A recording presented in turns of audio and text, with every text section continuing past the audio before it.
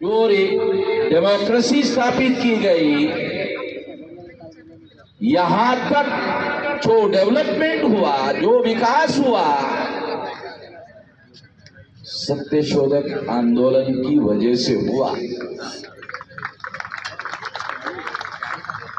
मगर हमें इस संवैधानिक लोकतंत्र को रिप्रेजेंटेटिव डेमोक्रेसी में रूपांतरित करना होगा।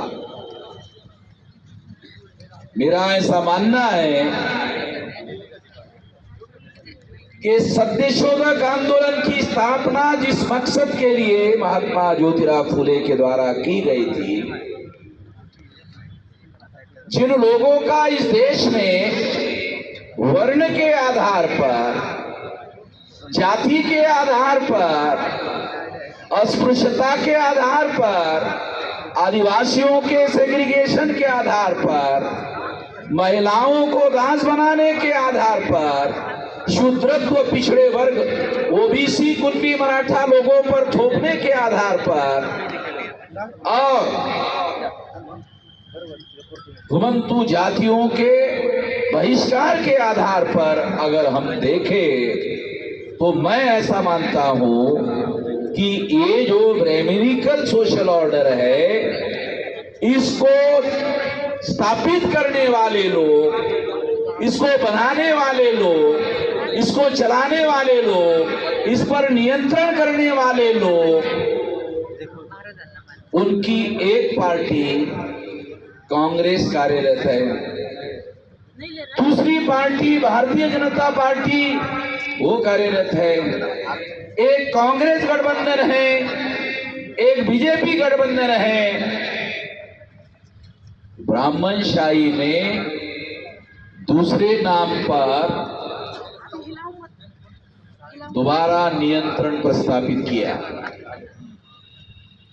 इससे रिप्रेजेंटेटिव डेमोक्रेसी को स्थापित करने के लिए सबसे ज्यादा अवरोध पैदा हुआ है। संवैधानिक लोकतंत्र देश में स्थापित हो गया, यहां तक सत्यशोधक आंदोलन के द्वारा जो कुछ भी मिला वो हमारे सत्यशोधक आंदोलन के द्वारा, ज्योतिराव फुले के द्वारा मिला, उनके आंदोलन की बदौलत मिला। इतना बड़ा कंट्रीब्यूशन है। अब हम लोगों के सामने आने वाले समय में दूसरे नाम पर उन्हीं लोगों का नियंत्रण, चाहे कांग्रेस के नाम पर हो, चाहे बीजेपी के नाम पर हो, अगर उन्हीं लोगों का दूसरे नाम पर नियंत्रण स्थापित होता है, रिप्रेजेंटेटिव डेमोक्रेसी नहीं आ सकती। और यदि रिप्रेजेंटेटिव डेमोक्रेसी भारत में नहीं आई, वास्तविक लोकतंत्र स्थापित नहीं हो सकता। Without representative democracy real democracy नहीं आ सकती। रियल डेमोक्रेसी अगर हम स्थापित करना चाहते हैं तो हमें उसे रिप्रेजेंटेटिव डेमोक्रेसी में कन्वर्ट करना होगा। भविष्य में सत्यशोधक आंदोलन से जो आंदोलन उत्पन्न हुए, उन लोगों की ये जिम्मेदारी है कि वो देश में आने वाले समय में डेमोक्रेसी को रिप्रेजेंटेटिव डेमोक्रेसी में रूपांतरित करने का कार्य करे। मैं ये बात मानता हूं कि सत्यशोधक आंदोलन के द्वारा शूद्र और अतिशूद्र विरुद्ध छिड़जी बढ़जी, शूद्र और अतिशूद्र, शूद्र कौन है?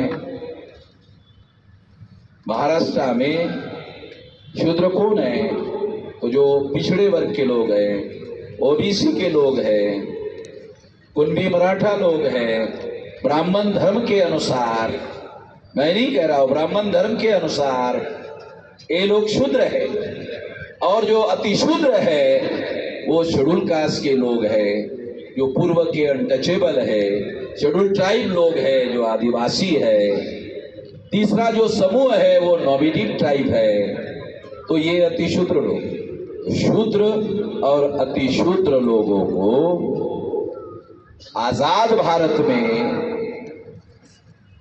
पूरे शक्ति के साथ संगठित शक्ति में जब तक आप रूपांतरित नहीं कर सकते तब तक देश में रिप्रेजेंटेटिव डेमोक्रेसी स्थापित नहीं हो सकती। ये चुनौती है। डेमोक्रेसी स्थापित हो गई है, कॉन्स्टिट्यूशनल डेमोक्रेसी स्थापित हो गई है, रिप्रेजेंटेटिव डेमोक्रेसी स्थापित नहीं हुई है। और विदाउट रिप्रेजेंटेटिव डेमोक्रेसी हम लोग रियल डेमोक्रेसी स्थापित नहीं कर सकते। रियल डेमोक्रेसी के बगैर इस देश में हम लोगों को समता, स्वतंत्रता, बंधुता और न्याय पर आधारित समाज और राष्ट्र का निर्माण नहीं कर सकते। आने वाले समय में हम जो आंदोलन, ज्योतिराव फुले के द्वारा जो सत्यशोधक आंदोलन चलाया गया, उसमें शेड्यूल कास्ट के लोग थे, शेड्यूल ट्राइब के लोग थे, बैकवर्ड क्लास के लोग थे, कुंभी मराठा लोग थे, माइनॉरिटी के लोग थे। उन्हीं लोगों को लेकर हमने मामसिप नाम का संगठन बनाया और सत्यशोधक आंदोलन आज 32 राज्यों में 567 जिलों में कार्यरत किया और दिसंबर तक ये 729 जिलों में पहुंच जाएगा। तो मैं आपको यही आश्वस्त करना चाहता हूं कि हम सत्यशोधक आंदोलन का देशव्यापी आंदोलन में पुनर्निर्माण करेंगे।